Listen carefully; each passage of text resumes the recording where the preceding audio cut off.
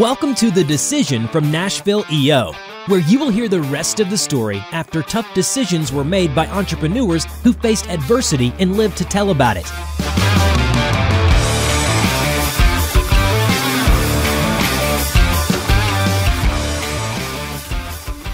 Welcome to The Decision, the podcast by EO Nashville, by and for entrepreneurs.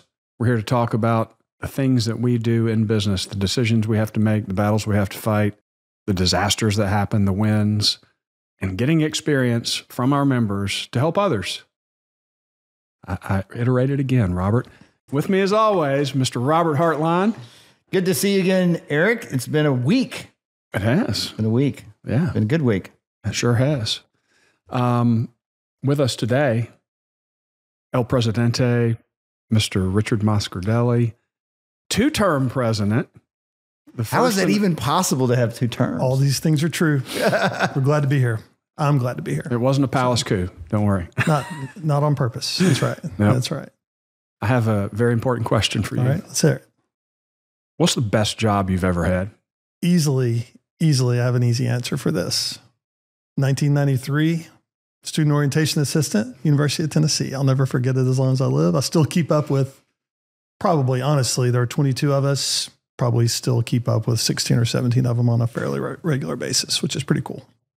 Is that how you met all your girlfriends in college? That is not how I met all my girlfriends. I would have loved to have that role. I was an SOA, and I met my girlfriend my senior year. She was an incoming freshman. It was like hunting over a baited field, I'll be honest. You said all the girlfriends, right? So you didn't say some. That was it. But no, it's all good stuff. It was a great job. Wonderful job. So how did that experience form the rest of your career? Oh man, that's a great question. I feel like the ability to work on a team, and you're literally living with people daily. Now you don't necessarily do that in your life, but the ability to work on the team with people from all over the country, all different backgrounds, meeting people that were coming in, the freshmen and their parents especially, that were just petrified that they were sending their baby girl off to college. Just the exposure to people was probably the part that was the best part, and the part we felt like we played a part to help them on their way. So, and the short working hours. Very short working hours. They were short sleeping hours, probably a better way to put it. You went to bed at midnight and you woke up at 6 and did it 4 days a week, and it was awesome. I'd do it again tomorrow. Same. So, no doubt. So it's a great question. I had to ask that and get that out there. Always promoting for sure Tennessee. It was awesome. So, and you have been a member of EO since 2015. 2015, that's right. Your experience thus far? It's been fantastic. It's probably, I don't want to go too far with it, but it's been so influential for me by the exposure to people. And again, I keep on going back to people, and that's kind of the reason why I'm in EO, is for the people. But, I joined in 2015. We started going through the process unintentionally of selling our business in 2017. So we ended up selling it in 2018, but I've been in EO longer as a non-business owner than I was as a business owner, which is kind of wild. But it has absolutely impacted my life in the most positive of ways. Who was Richard before EO? That's a great question too. I was probably grumpier, which I've never been that grumpy, to be fair, but, it's a great question. I don't know. I think, my children, when I joined, were 11, almost 12 and almost 11, I guess. And, so I was a dad, and I was working a lot and was gone a lot. And, I don't know if that really answers the question. Maybe I was as boring then as I am now. I don't know, but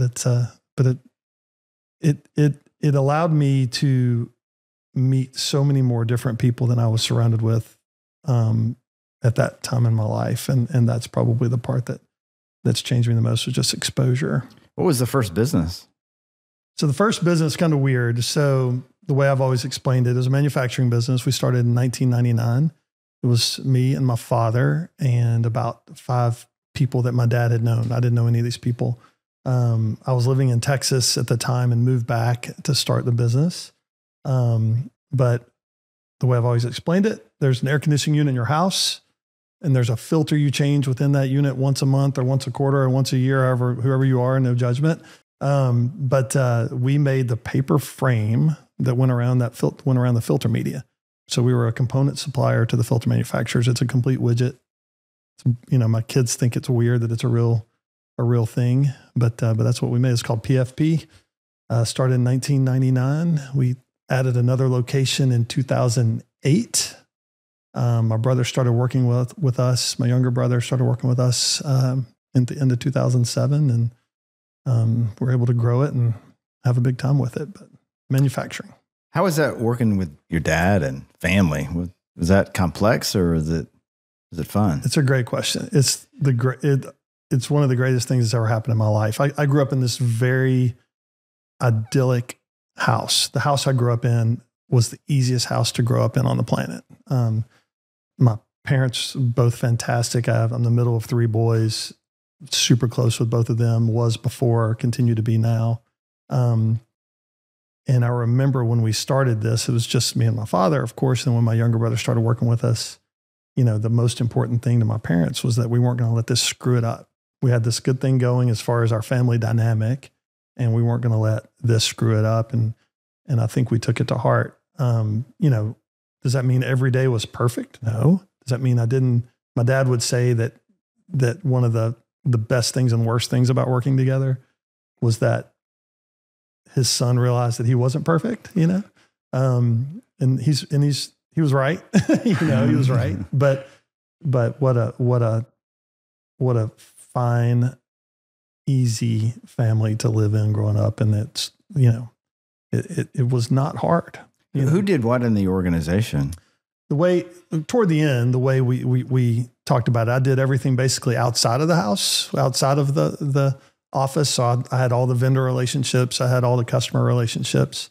And of course I had employee relationships too, but we kind of looked at that where I was doing everything outside and my brother Mike was taking care of everything inside. So he's an attorney by training. So if there were any legal matters, and he kind of acted as our CFO, and it's a family business. So we're all doing, whatever you have to do that day, but that's kind of the fuzzy line delineation of how it worked. But that's kind of where we split it. What'd your dad do? So Dad and I started this business in 1999. And then probably Mike started working with us. My brother started working with us in, like I said, the end of 2007. About 2010, Dad started probably working less and less and less. And he and my mother would go on a bunch of trips and they would do things like that. And it got to the point where the last 2 or 3 years before he passed away in 2012, he basically got lunch, and it was awesome. He would basically pick up lunch, and he was the perfect sounding board. He was the perfect person to give direction. But he, by that point, we were pretty much making it happen. Yeah. Yeah. So how did you guys discover that there was a gap in the market where you made only a piece of the finished product? Which is pretty wild, right? Yeah. And to be fair, they bought one component from us, the paper component. They bought the media from Kimberly-Clark or whoever, and the wire. So they had all these singular people they were buying the components from to manufacture. My dad had been in the folding carton business for his entire career. So since they moved to Middle Tennessee in 1969, and they were supposed to be here for no more than 2 or 3 years. And he was working for a company that made boxes. So imagine walking down the cereal aisle and there's, macaroni and cheese boxes and boxes where they're, the tea bags are put in the boxes, those types of boxes. And he had, over the years, had accumulated, they made all those types of things, but he had accumulated these filter customers here and there. But the filter business part of that folding carton, bigger world, it's really hard to run, super low volumes. It's very difficult. And all these big companies, like my father was working for, they wanted to run 5 million cereal boxes at once and not 2,000, some random size filter size. So they basically were getting out of that business altogether. And I think I said earlier, I was in Texas, and I always kind of thought I'd do something on my own. And I'd been approached by a guy out in Texas, and he said, "Hey, let's put this thing together, something completely different." So I called my dad. I was like, "Hey, this guy's approached me. I want to talk about, what do you think about this idea?" And he said, "Don't do anything. I've got an idea." And basically these big companies were getting out of the filter world. These big folding carton companies were getting out of the filter world. And he thought he could be the guy that would do that, and he wanted some help. That's kind of how it happened. So it was distributed at the time. There were multiple competitors that didn't really want to be in the business, and you guys rolled it up. Kind of. I mean, we didn't, the big, at least the spot that he knew and the people that he knew didn't want to be in anymore. Right. And so he was like, let's just take, and so they were really our first customer. We had a couple filter customers, but the company that didn't want to do the work anymore, they wanted one or two pieces of it, but they didn't want this long tail. And so we said, all right, we'll take the tail. And that's kind of how it started. And they were one of our first customers, and I had no idea about cash flow. My father knew about cash flow. And so he was able to work out a pretty sweetheart deal on getting paid getting paid in 10 days and different things like that, which for a new manufacturing company, that was, things that I didn't know that I know now, that was huge for us at the time, just to keep us rolling. What was the earliest big challenge that you had to face? Oh, so we started with basically two customers outside of that one company, but we had two outside customers, we'll call them.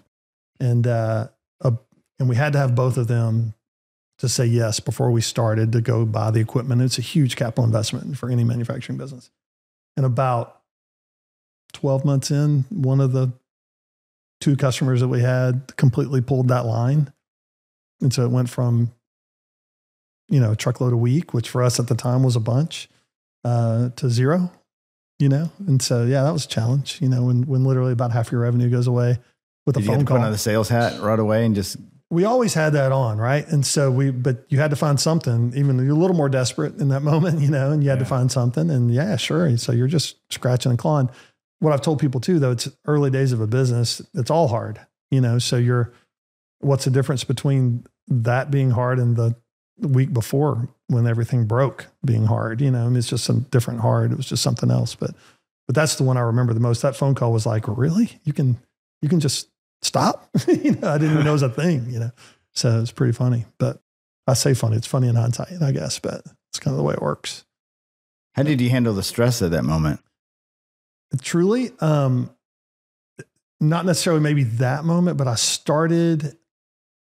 So in 2000, you're going to think this is weird how I handled this stress. In 2000, I used to play a lot of golf, and I was never very good, but I wasn't terrible, right? But I would go out and I would go play golf.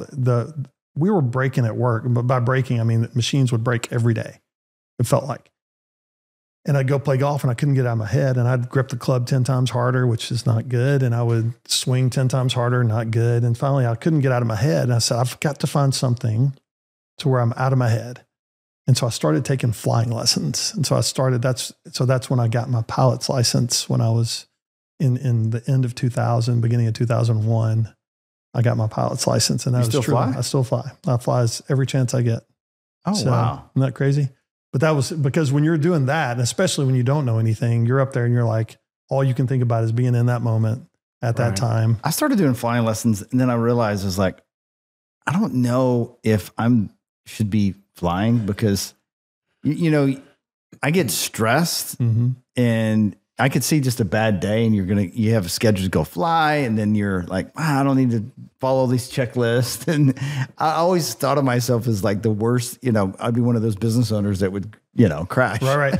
It's not for everybody. I mean, if you don't have the personality where like checklist is real, checklist is important, and order is important, and decision-making is important. And all these things are parallels to other parts of your life.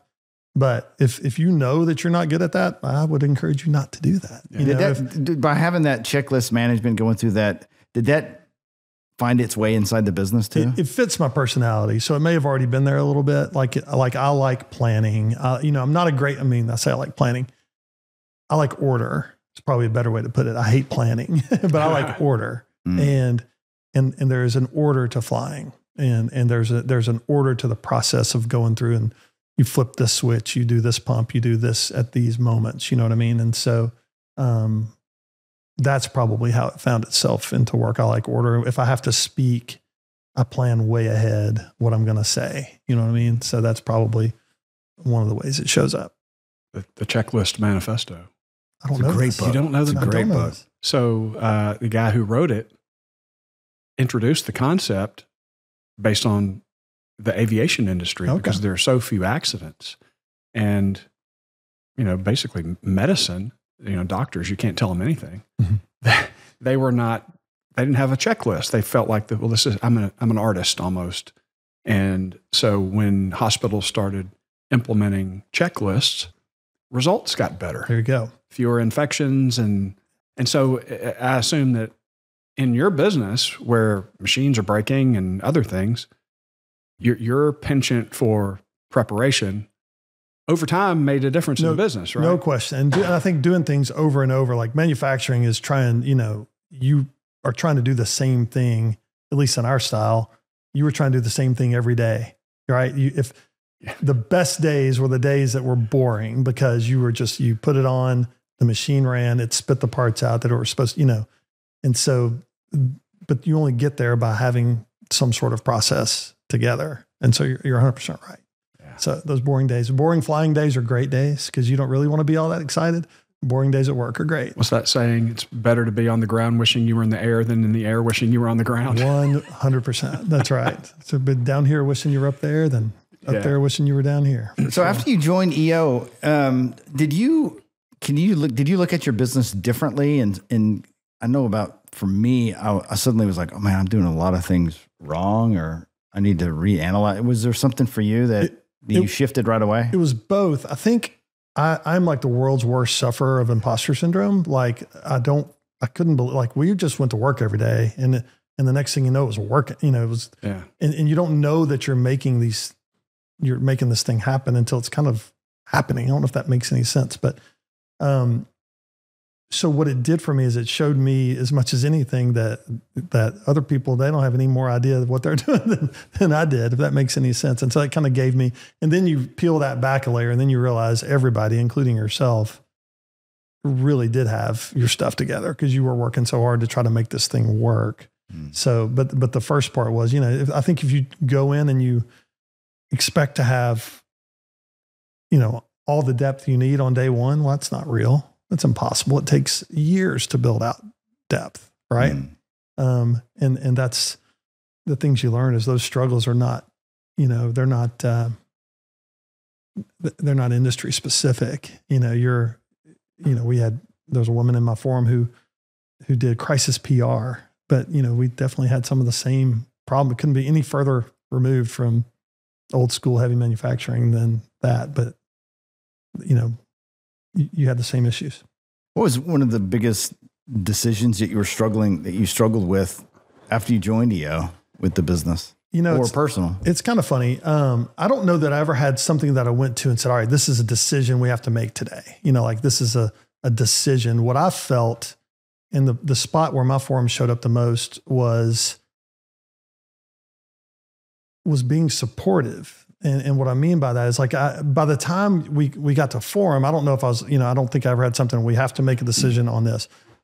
We were approached to sell our business in 2017 was the first time we got really approached. And I was, honestly, I found out about the same time that I probably wasn't going to be married much longer, like literally within a month of each other. Wow. And so I told my forum that this, I've told them on the back end that this was the year, 2017 was the year of Richard, meaning we talked about me a lot, and it wasn't that they said, do this, do that, do, whatever. It was a moment of support, and it was, and some days were great during those times. Some days were awful during those times, but they were there and supportive and wonderful. So I don't know if I have like a decision, but the support through that time, which was an awesome personal and professional high and a miserable personal low running parallel to each other at the same time. I think I could have done it without them. I'm sure I'm glad I didn't have to. I'm sure I'm glad that I was able to have those people to lean on in that moment. So I assume you were able to share your mental state, your emotions in a place where you really can't in some circumstances. 100%. And that's from, I could show up and I wasn't going to be judged. Like I truly believe that part of the Kool-Aid that we all drink. Like I don't worry about being judged. I'm a crier. I'm Italian. I kiss people on the face. You know what I mean? Like it's but I cry a lot. I could not imagine navigating the complexities of selling a successful business and then navigating feeling lost and frustrated and then having to do both at the same time. I don't want to make it all about me because it impacted a lot more people than just me, for sure. But yeah, it was awful. It was very complex. It was very confusing, and it was very up and down. It was very up and down. And I give my brother a ton of credit. I give both of my brothers a ton of credit. My younger brother was living it with me on a day-to-day basis. And I give, he was so helpful. But I give, to your point, it was a lot. Do you think there's other EO members that suffer in silence going through a divorce that maybe don't involve their forum or don't reach out and say, I need help? I don't know about from a forum perspective. Who knows? I will say that one of the unfortunate things about going through a divorce is you immediately become a lot of people's expert on that topic. Been there. You know what I mean? And so, and that's not an expert. A, I'm not the expert, but B, that's certainly not a title that I wanted to have. But you get a lot of calls, or they hear your story and say, "Hey, just talk me through some of this." I'm glad to talk through that.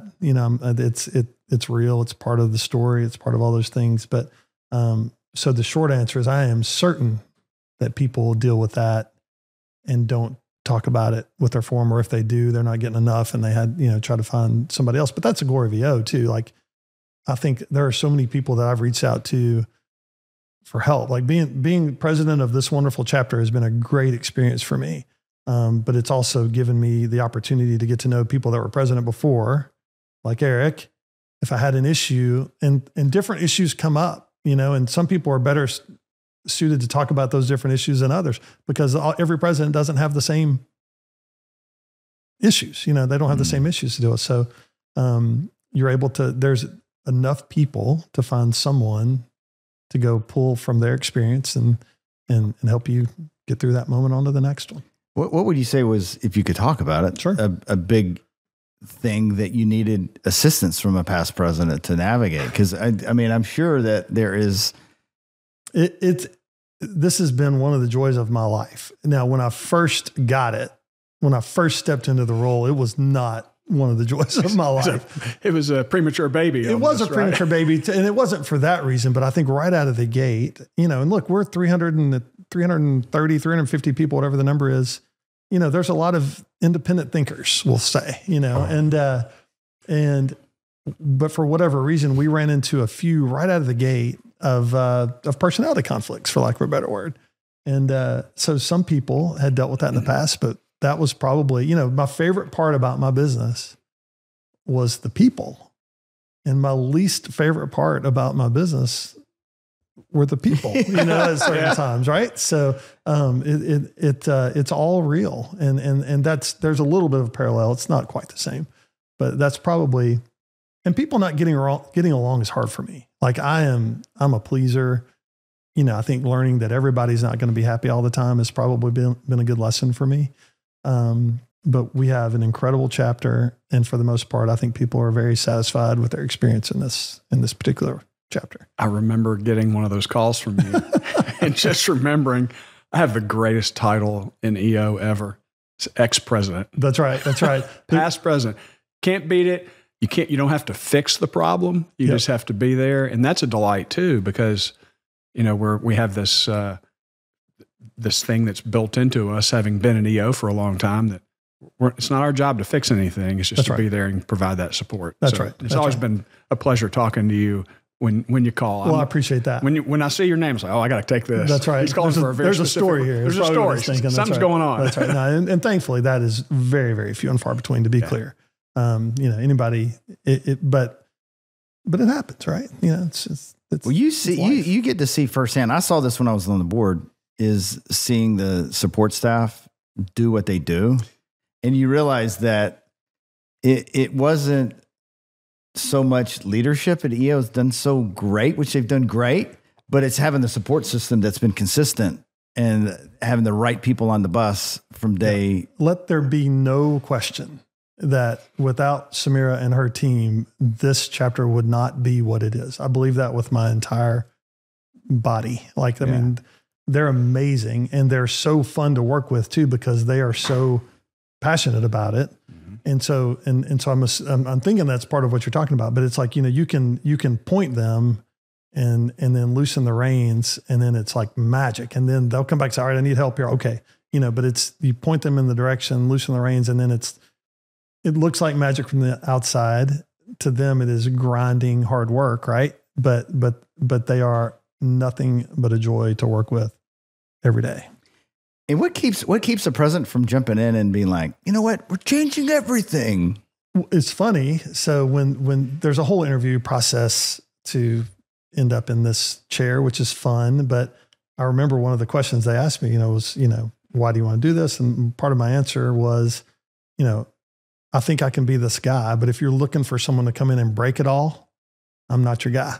So for me, it was easy. There might be some people that like to come in and break things to make them better. I know some people like that, and I think they're awesome and they're good at that. That's not my skill.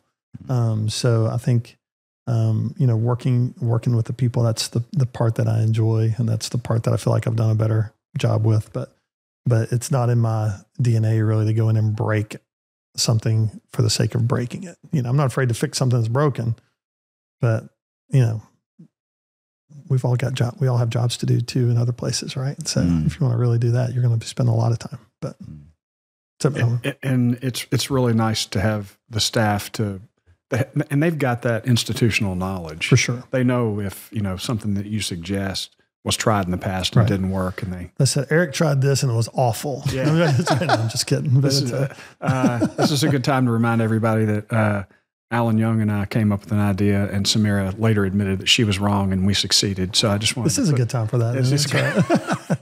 But they're kind of like the deep state, right? You got the leaders out front, and then they're the ones in the background doing all the covert operations, making things happen. No doubt. And it wouldn't run like that. There's value in no. Yeah. Oh, absolutely. And just for someone to remind us, there's only so much we can do.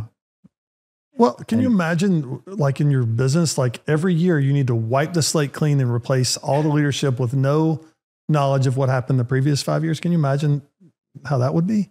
Yeah. And I would guess that most members don't know that there's a strategic council. Could you talk a little bit about that? Sure. I think that is, that part of our organization. And I don't know how old it is. I think it's 4, 5, 6 years old in that range. It's not that old. Yeah. Bethany was the first president. Got it. It was offered to me, and I said, I'm not prepared for this right now. Right. And so she took it on. Got it. And so our strategic council is a group of 9 to 12 people that are members. And it's try to do a combination of a couple of new members, a couple, tenure wise, some new, medium, and long-term members. And it's really almost like to keep that to have a place to park all that institutional knowledge that doesn't turn over. So it's a 3-year term, and they all overlap, at different times. And so you're able to keep this momentum and direction. So, you don't have to do a hard left turn and relearn everything every year. And it's been a good experience to watch that, to be part of that, watch that work. And, we put together a strategic plan, and that was a great exercise, 2 years ago. Did it, and we're due to do it again here in about a year. But it's a group of people that believe in the program, believe in the system, and believe in the people, and it's fun. It's fun to watch that work. And it also, again, I think the most important thing it does is it keeps that continuity and keeps the direction from taking super hard, left, shifts, for lack of a better word. But if you were a new EO member, what advice would you share with someone to help them have the best experience they could in our chapter? Show up. Like really show up and be open to all that's there. I mean, you can't do it all. You absolutely cannot do it all. My mom taught me this saying back when I was in high school. Some people are too cool for school. Like they can't they can't go to the dance and dance because they're worried about what people would say about, you can't worry about, you can't be too cool for the program. You know what I mean? You just need to dive in and just take it in and soak it up. I think expecting it to be, the longer I'm in, the more it reveals itself to me too. Yeah. I think walking in and expecting to get this perfect experience right out of the gate, that's a high bar. It's probably tough. It happens for some people, but you don't know what you don't know. And I think the longer you're there, the more these opportunities, you find out what kind of lights your candle, and can kind of move in that direction. I don't know if that answers the question, but it's, just being open and receptive to what's going on. What I guess benefit that EO has that you see a lot of people that should be taken advantage of and they're just not? So it depends on personality. This is an interesting question. I think anytime you can get out of just your forum and meet other people that are in the chapter. So like these one-to-ones that we're doing right now, we started them a year ago. I've done all 12 of them. I get hooked up with some random member that some of them I've met, some of them I haven't, but we get together for coffee or breakfast or lunch or whatever. And we get an hour and we get together and we meet somebody else on purpose once a month. We're doing Breaking Barriers dinners right now. I don't know if you guys are familiar with those, but they've been fantastic. And you get grouped together with 6 or 7 people. Some of them some of them you don't. And you get a chance to make this bigger chapter kind of small. And so I think those are the benefits that people don't see. However, I will say, like my thing coming in as president was like, all right, we got to be more engaged. We got to be more engaged. We got to be more engaged. And then you look at it and you're like, what does that mean? And I think it's like one of the hardest things to define because, some people are in EO and all they do is forum and they love it and they renew and they can't wait to get to their next forum meeting, but they never go to Movable Feast. They're not going to do the one-to-ones. They're not going to go to the holiday party, but they're there and they love their forum and they renew day one. Are they not engaged? Just because they're not going to that party, they're engaged exactly to the level they want to be. So I had to reframe my own head on what does engagement mean? Does it mean you have to do 5 things outside of your forum to be quote unquote engaged? The answer is no. I think being engaged is you keep score on engagement by renewal at the end of the day. And that's kind of where I've gone. And so you have to make sure you're giving people what they want. And the fact we have 330 some odd different people, it's very difficult. It's not difficult, but you just have to take that role and say, all right, now we got to find where all these 330, they don't want the same thing. We got to make sure they're getting what they want. And when they come back, that tells us they're engaged to the level they want to be engaged, or at least that's the way I look at it. The Breaking Barriers dinner was amazing. And I did it with Richard, and we had a small, dinner. It was deep because it's about loss. Like it was really a heavy subject. Now they're not all that heavy, right? But it did absolutely, through storytelling, really reshaped my view of that. For sure. I think, and the idea behind the Breaking Barriers dinners, they're set up to have a difficult conversation. And the fact that there are people that are already forum trained, and they know how to communicate in this way and trust and feel open, and no judgment, like, all the things that are important. But I think that's the design. And we 100%, this is R&D, this is rip off and duplicate, right? Yep.